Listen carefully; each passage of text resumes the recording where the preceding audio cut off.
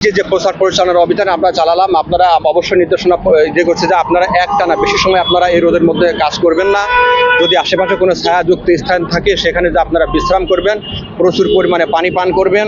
যদি আমাদের 4টা পয়েন্ট আছে, যদি আপনাদের সম্ভব হয় এই 4টা পয়েন্ট থেকে আপনারা পর্যাপ্ত পরিমাণে পানি সংগ্রহ করতে পারবেন। এই তাপদাহে মানুষের জনজীবন বিপর্যস্ত, বিশেষ করে যে সকল মানুষ দিনে আনে দিনই খায়, অর্থাৎ দিনমজুর, রিক্সাওয়ালা, লেবার, তাদের কথা বিবেচনা করে ডিএমপির সুযোগ্য কমিশনার, মানবিকতার উজ্জ্বল দৃষ্টান্ত, মানবতার ফেরিওয়ালা জনাব হাবিবুর রহমান পিপিএম বার্সার আমাদের ঢাকা মেট্রোপলিটন পুলিশের 50টি থানা নির্দেশনা প্রদান করেছেন। এই সময় যেন আমরা এই অসহায় দরিদ্র দিনমজুরদের পাশে থাকি এবং তাদের তৃষ্ণা নিবারণ করি।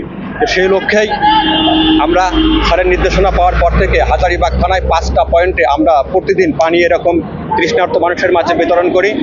আপনারা দেখেছেন যে এই পানি কারা পান করে, যে এক ডাক্তার এই আবহাওয়ার বিবেচনা করে একজন মানুষের, সুস্থ মানুষের কমপক্ষে 6 থেকে 8 লিটার পানি পান করার কথা। কিন্তু একজন যে দিনমজুর যখনই একটা দোকানে একটা পানি কিনতে যায়, তখন তার চোখের মানসপটে ভেসে ওঠে তার বৃদ্ধ বাবা মা, অসুস্থ যারা রাত্রে ঘুমানোর আগে তাদের ওষুধের প্রয়োজন হয়, তার মানসপটে ভেসে ওঠে গত রোজার ঈদে যে তার মেয়েটি বলেছিল, বাবা তুমি তো রোজার ঈদে আমাকে একটা নতুন জামা দিতে পারো নাই, এই কোরবানির ঈদে তুমি আমাকে নতুন একটা জামা দিও। ওই যখন পানি কিনতে চাই, ওর পানির পটে তার মেয়ের চিত্রটা ফুটে ওঠে, ওই পানির পটে তার বাবা এবং অসুস্থ মায়ের চিত্র ফুটে, তখন সে পানি কিনতে পায় না। পানি না খাওয়ার কারণে সে কি করে, সে অসুস্থ হয়ে পড়ে দিন দিন। আসলে আমাদের এই উদ্দেশ্যটা হচ্ছে লোক দেখানো কোনো উদ্দেশ্য না।